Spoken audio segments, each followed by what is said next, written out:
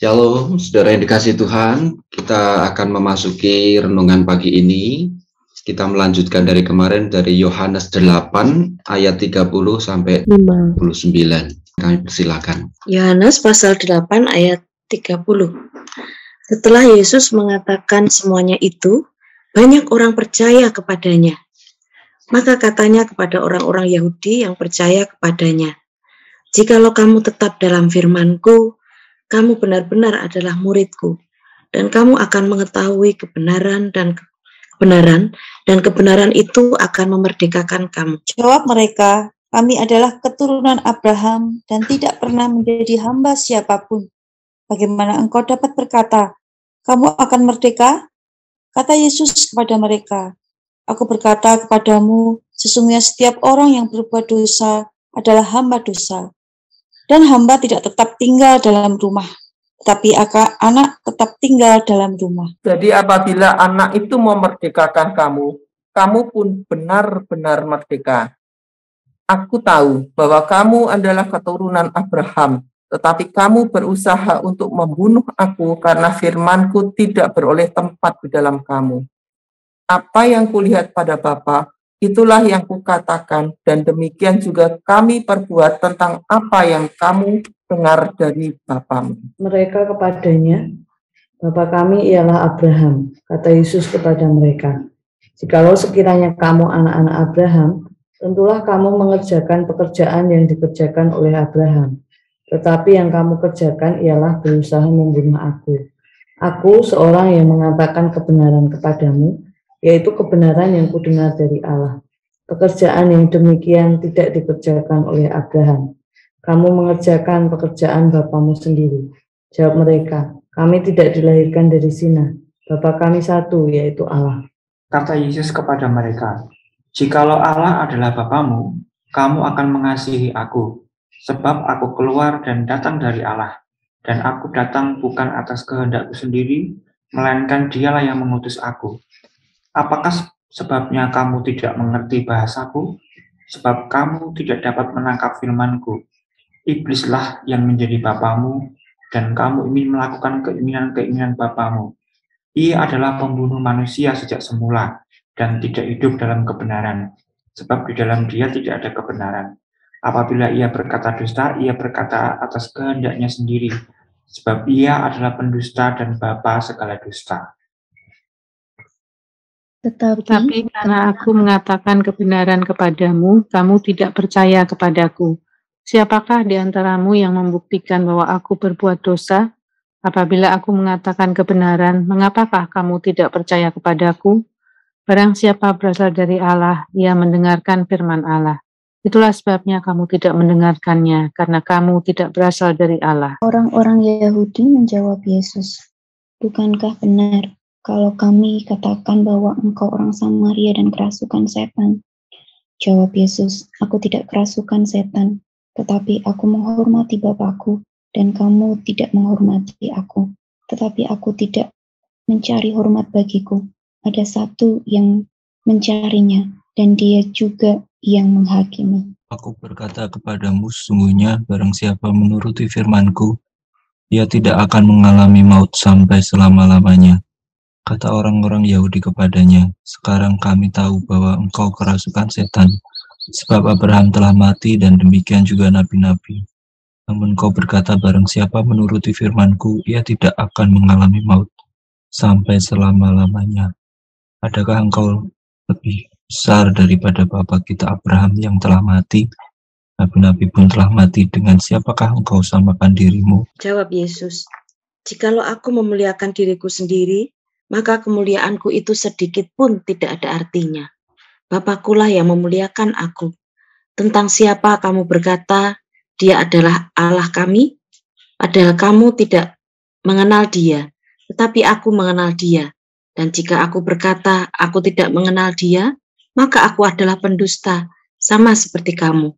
Tetapi aku mengenal dia, dan aku menuruti firman-Nya. Abraham bapamu bersukacita bahwa ia akan melihat hariku, dan ia telah melihatnya, dan ia bersukacita." Maka kata orang-orang Yahudi itu kepadanya, "Umurmu belum sampai 50 tahun, dan kau telah melihat Abraham?" Kata Yesus kepada mereka, "Aku berkata kepadamu, sesungguhnya sebelum Abraham jadi aku telah ada." Lalu mereka mengambil batu untuk melempari dia, tetapi Yesus menghilang dan meninggalkan bait Allah. Ya, terima kasih saudara dikasih Tuhan untuk pembacaan pada pagi hari ini. Kalau kita mencermati dari Yohanes 8 ini memang cukup menarik, ada dialog-dialog yang sebenarnya yang memulai adalah orang-orang Yahudi sendiri. Dalam ayat 8, Yohanes 8 ayat yang awal-awal itu tentang perempuan yang berzina, kita melihat mereka berusaha untuk mencobai Yesus, tapi mereka akhirnya harus malu. Mereka meninggalkan perempuan itu dan Yesus sendiri juga tidak menghukum. Dan setelah itu Yesus juga menyatakan bahwa dia adalah terang dunia dan juga Yesus bukan dari dunia ini. Tetapi yang terjadi adalah orang-orang Yahudi itu tetap berusaha untuk menyingkirkan Yesus. Dan dari dialog ini sangat jelas bahwa mereka tidak sependapat dengan apa yang Tuhan Yesus katakan. Padahal di dalam ayat 30 kita melihat bahwa setelah Yesus mengatakan semuanya itu, banyak orang percaya kepadanya. Jadi dari sekian banyak orang Yahudi tetap ada yang percaya, tetapi masih tetap ada yang mempertanyakan. Bahkan apa yang dikatakan Tuhan Yesus tentang merdeka itu menjadi persoalan yang serius bagi orang-orang Yahudi pada saat itu. Ayat 31 kita dikatakan, maka katanya kepada orang-orang Yahudi yang percaya kepadanya, "Jikalau kamu tetap dalam firman-Ku, kamu benar-benar adalah murid-Ku, dan kamu akan mengetahui kebenaran, dan kebenaran itu akan memerdekakan kamu." Nah, disinilah terjadi konflik juga bagi orang-orang Yahudi. Mereka merasa dirinya sudah merdeka, dan dia tidak menjadi hamba. Kalau merdeka kan berarti lepas dari perhambaan. Dan mereka menyatakan, kami ini tidak menjadi hamba siapapun, gitu. Karena mereka adalah keturunan Abraham. Itu dari sisi keturunan. Tetapi dalam hal sesungguhnya, dalam kondisi sesungguhnya, mereka sebenarnya adalah menjadi hamba. Karena orang-orang Yahudi ini sebenarnya berada di dalam jajahan orang-orang Romawi. Jadi dari lihat faktanya saja mereka berada di dalam belenggu penjajahan secara waktu itu. Ini berarti juga menunjukkan bahwa mereka itu sebenarnya butuh Mesias. Mereka membutuhkan Mesias yang dinanti-nantikan untuk melepaskan mereka dari penjajah orang Roma pada saat itu. Tapi waktu Yesus mengatakan bahwa kalau mereka percaya kepadanya, maka mereka harus melakukan perintah Tuhan Yesus, harus tinggal di dalam Yesus, dan mereka akan menemukan kebenaran, dan kebenaran ini akan memerdekakan mereka. Jadi mereka memiliki pola pikir yang berbeda. Tuhan Yesus mengatakan tentang kemerdekaan dari belenggu dosa, tapi mereka mengatakan kemerdekaan dari ya hampir sama, tapi kita melihat mereka anak keturunan Abraham sehingga mereka sebenarnya tidak menjadi hamba siapapun. Mereka merasa dirinya orang merdeka. Dan kita melihat lebih jauh di sini perbedaan itu semakin mencolok. Kita melihat jadi tentang keturunan Abraham ini sendiri, bagaimana mereka tetap bersikukuh bahwa mereka adalah orang-orang yang sudah berada dalam kebenaran itu sendiri, kebenaran menurut mereka, karena mereka keturunan Abraham, dan mereka memiliki jaminan sebagai umat Allah, sehingga mereka menerima keselamatan itu karena keturunan Abraham. Dan inilah yang diluruskan oleh Tuhan Yesus. Dan Yesus mengatakan bahwa aku berkata kepadamu, sesungguhnya setiap orang yang berbuat dosa adalah hamba dosa. Artinya tidak ada lagi keturunan Abraham yang berdosa kemudian dia menjadi merdeka, kecuali dia percaya kepada Yesus. Dan ini yang menjadi penegasan. Dan hamba tidak tetap tinggal dalam rumah, tapi anak tetap tinggal dalam rumah. Jadi apabila anak itu memerdekakan kamu, kamu pun benar-benar merdeka. Sebenarnya apa yang dikatakan Tuhan Yesus itu sebuah penawaran yang sangat menarik, jalan keselamatan bagi mereka, untuk mereka bertobat dan percaya kepadanya. Tapi orang-orang Yahudi yang tidak percaya kepada Yesus, mereka tetap memegang bahwa dirinya adalah umat Israel, umat pilihan Allah yang tidak memerlukan Yesus. Dan inilah yang menimbulkan konflik. Dan lebih jauh kita melihat klaim orang Yahudi ini. Jadi kalau di slide ini kita lihat bahwa Bapa kami ialah Abraham. Mereka mengklaim itu. Sehingga mereka umat pilihan. Tapi setelah Tuhan Yesus mengatakan lebih dalam tentang Abraham itu, kemudian mereka mengatakan bahwa Bapa kami yaitu satu, yaitu Allah dalam 41. Nah, konflik-konflik inilah yang berusaha untuk dijawab Tuhan Yesus. Kalau bapamu adalah Abraham, mengapa kamu tidak mengerjakan pekerjaan yang dilakukan Abraham? Bahkan mereka merencanakan membunuh Yesus. Kalau mereka benar-benar anak Abraham, keturunan Abraham, maka harusnya mereka percaya kepada Tuhan Yesus. Dan lebih lagi kalau Bapa mereka satu, yaitu Allah, karena mereka bukan lahir dari zina, begitu dikatakan, maka Tuhan Yesus juga mengatakan, kalau Bapamu adalah Allah, harusnya kamu percaya kepada Dia yang diutus, yaitu Yesus sendiri. Dan inilah pertentangan atau konflik yang salah frekuensi, artinya berbeda. Jadi orang-orang Yahudi ini tidak menerima apa yang dikatakan oleh Tuhan Yesus. Padahal Tuhan Yesus sudah menyatakan kebenaran, apa yang harusnya disampaikan, jalan keselamatan, Dia adalah terang dunia, dan orang harus tinggal di dalamnya, di dalam Yesus, untuk menerima kebenaran dan mereka dimerdekakan. Tapi orang Yahudi ini tetap bersikeras, dan mereka mengklaim anak Abraham, anak Allah, tetapi di dalam realitasnya Tuhan Yesus mengatakan bahwa mereka bukan anak Abraham atau anak Allah. Karena kalau mereka benar-benar bapaknya adalah Abraham dan bapaknya adalah Allah, maka mereka harusnya percaya kepada Tuhan Yesus. Lalu siapa sebenarnya bapa dari orang-orang Yahudi yang tidak percaya ini? Bapa mereka, Tuhan Yesus mengatakan, adalah iblis. Karena orang-orang Yahudi yang tidak percaya ini, mereka justru melakukan kehendak iblis, keinginan-keinginan iblis, dan tidak percaya kepada Yesus. Kalau mereka percaya bahwa bapaknya adalah Abraham, bapaknya adalah Allah sendiri, maka mereka hidupnya harusnya tetap sesuai dengan firman Tuhan. Mereka percaya kepada Yesus yang sudah dinubuatkan oleh nabi-nabi, kitab Taurat dan para nabi. Dan mereka harusnya tahu akan hal itu, bahwa Yesus adalah Mesias. Tapi realitasnya mereka lebih mengerjakan apa yang iblis inginkan. Dan ini terjadi kenapa? Dalam ayat 43 dikatakan, apakah sebabnya kamu tidak mengerti bahasaku? Sebab kamu tidak dapat menangkap firmanku. Artinya orang-orang ini sudah tidak sefrekuensi. Mereka tidak bisa menangkap apa yang Yesus katakan. Mereka menangkap apa yang dikatakan Yesus melalui pikiran dan nalar mereka. Dan mereka sudah dibutakan, sudah dikuasai oleh iblis. Sehingga Tuhan Yesus mengatakan, iblislah yang menjadi bapamu, dan kamu ingin melakukan keinginan-keinginan bapamu.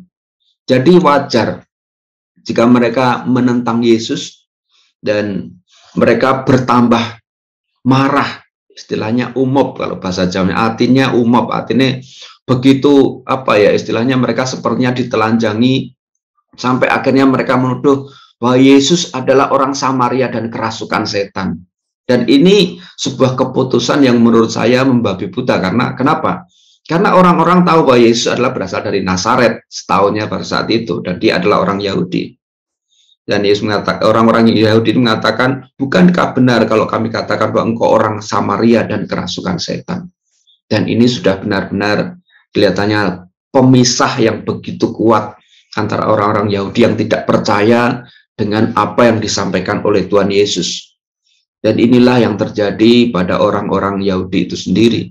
Dan mereka tidak percaya bahwa Yesus adalah kebangkitan itu sendiri. Kalau orang percaya kepada Dia bisa hidup, mana mungkin Abraham saja sudah mati, apakah dia lebih besar dari Abraham? Tapi dalam realitasnya memang Yesus berasal dari Allah. Dan Dia telah mati di kayu salib untuk menebus manusia dari segala dosanya, disucikan, dan orang yang mati akhirnya dihidupkan oleh Kristus, karena Yesus telah bangkit dari kematian. Oleh karena itulah, saudara, kalau kita melihat dari Yohanes 8 ayat 30-59 ini, perdebatan-perdebatan seperti itu pada akhirnya menghasilkan hal yang lahiriah, artinya pada akhirnya orang-orang Yahudi yang merasa kalah ini akhirnya mengambil batu dan berusaha untuk melempari Tuhan Yesus. Hal ini pun sekarang pun kadang-kadang terjadi. Kalau kita debat dalam apologetika atau ngobrol-ngobrol dengan yang lain, dan akhirnya kalah debat, fisik yang masuk, dan akhirnya terjadi pertengkaran atau bahkan pukul-pukulan. Padahal sebenarnya Yang dikatakan adalah dalam bentuk kata-kata, tapi akhirnya menjadi verbal, menjadi membunuh dan sebagainya. Maka kita melihat dari Yohanes ini, amanat teks yang saya dapatkan adalah Yesus itu benar-benar berasal dari Allah. Dan dia sudah menyatakan kebenaran. Dan dikatakan bahwa siapa yang percaya dan tinggal di dalam dia, maka akan dimerdekakan. Apa yang dikatakan oleh Tuhan Yesus itu adalah ya dan amin. Ini sebuah jaminan bagi orang yang percaya kepadanya. Tetapi ingat bahwa iblis tetap akan mempengaruhi orang-orang yang ada di dunia ini untuk tidak percaya kepada Yesus. Bahkan memberikan ajaran yang sesat bahwa Yesus sendirilah sebenarnya orang Samaria dan dari setan dan kerasukan setan. Seperti itu, penyesatan. Tapi kita harus tetap tinggal di dalam Yesus. Kita tidak hanya bisa percaya di dalam mulut tanpa melakukan kehendak Kristus. Kalau yang disebut murid adalah kalau dia tinggal di dalam firman Tuhan. Artinya dia melakukan firman itu di dalam kehidupannya. Maka dia akan mengetahui kebenaran yang ada dalam firman, dalam Alkitab itu. Dan kebenaran itulah yang akan memerdekakan dia, membuat dia tahu siapa Yesus dan menerima keselamatan di dalam Yesus Kristus. Oleh karena itu, dalam aplikasi, apakah kita sudah benar-benar percaya kepada Yesus, bukan hanya di dalam mulut, tetapi kita juga percaya kepada Yesus dalam setiap apa yang kita lakukan. Mengaplikasikan firman itu, melakukan firman itu di dalam kehidupan kita. Kiranya Tuhan terus menolong kita, Roh Kudus menolong kita, sehingga kita benar-benar menjadi murid Kristus, karena kita tetap tinggal di dalam firman Tuhan dan berani untuk menyatakan kebenaran seperti yang Yesus lakukan. Amin. Kita sambut firman Tuhan pagi ini dengan memuji Yesus Tuhan dan Allah kami.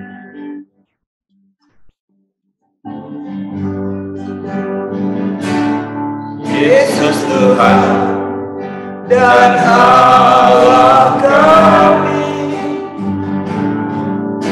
Engkau yang menerima pujian, hormat dan kuasa, sebab Kau telah ciptakan segalanya.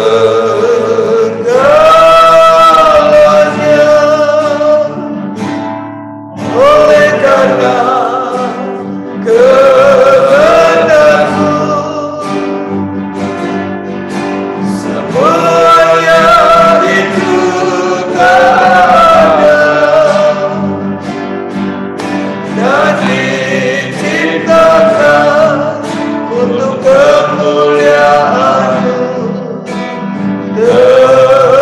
Terpujilah Tuhan.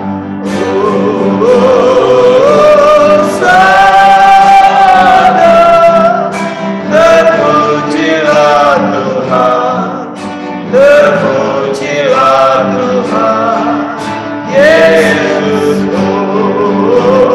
Hosana. Terpujilah Tuhan, terpujilah Tuhan, Yesus. Kita mengucap syukur kalau kita sudah percaya Yesus. Dan kita terus berdoa, banyak orang yang disesatkan karena tidak percaya Yesus. Kita berdoa bersama-sama.